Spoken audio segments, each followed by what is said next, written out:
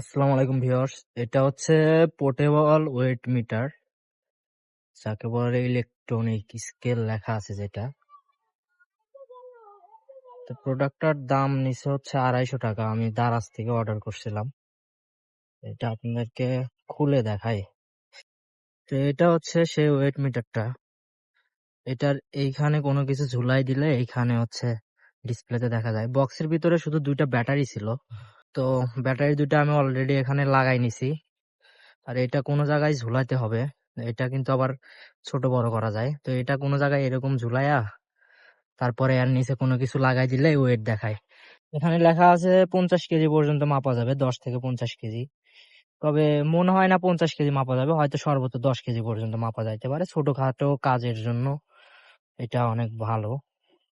আর এটাতে এই জায়গায় অন অফ বাটন আছে, যেমন এই যে অন করলে নীল কালার বাতি জ্বলে এবং এখানে ওয়েট দেখা যায়।